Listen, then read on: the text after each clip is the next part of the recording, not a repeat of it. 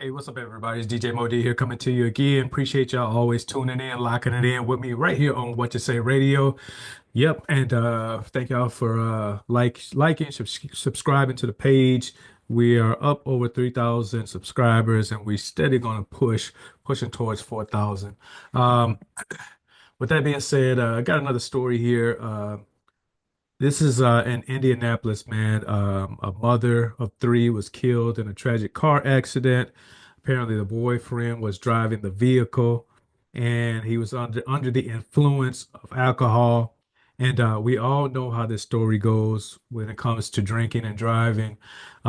It's never the person that was drinking that ends up getting killed or, really hurt. It's always the innocent bystanders. And so apparently this mother of three and her boyfriend were coming from a party, and he was under influence, like I said, and lost control of the vehicle, ultimately ejecting her from the car, and where she ended up dying from injuries. So um, let's get into the story, and I'll give you some more thoughts after this right here. Check it out.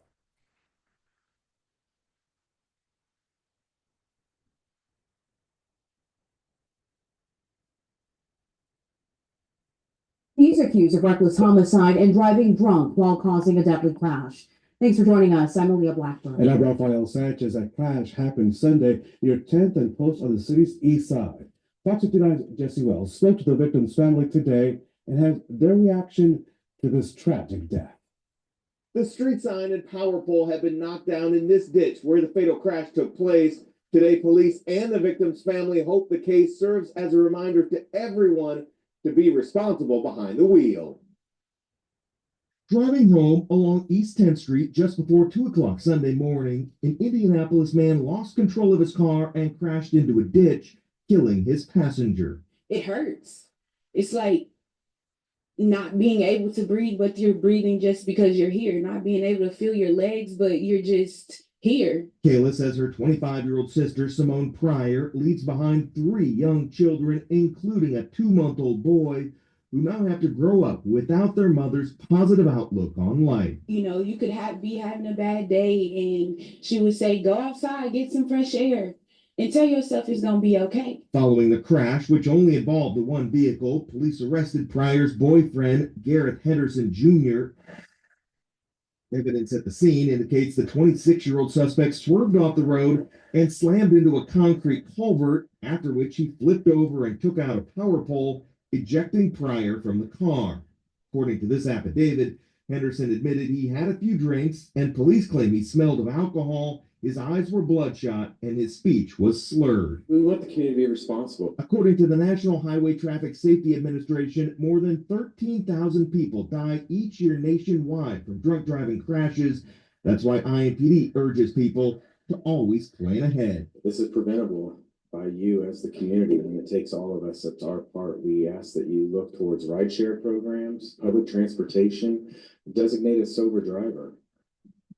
Simone's name has now been spelled out in candles, and flowers adorn the scene. Her family says they don't have any ill will toward the suspect. They just hope everyone learns to drive sober or not at all. My message would be careful. Finally, the suspect is being held on a $20,000 cash bond pending the filing of formal charges. Jesse Wells, Fox 59 News. Oh, at 4, the man accused of leading police have been chased. So there you have it right there. RIP, rest in peace to Simone. Uh, again, just a senseless uh, tragedy incident that could have been avoided simply by getting a designated driver. As they mentioned, we're in an age where we have ride, you got Uber, you got Lyft, ride share. You could have called somebody, a friend, whatever the case may be, it could have been avoided. Again, getting under the wheel, under the influence of alcohol is never a good idea at all. And again, it's more than likely that the person that isn't drinking or the innocent bystander is going to be the one to get killed. Thank God it was just a one car incident. crash, and nobody else was affected, even though we did lose a life in Simone. And he didn't mean it. I'm pretty sure. I know pretty sure he didn't mean for that to happen. Didn't think that would happen, and so I know he's probably hurting, and that's pretty gracious of the family to show him some grace and not have any ill will towards him for their loss. But like it said, man, you got three children, a 2-month old, the youngest, are gonna grow up without their mother. So again, senseless tragedy. Um, and again, we're praying for that family. Keep them lifted up in prayer as they're going through during this time.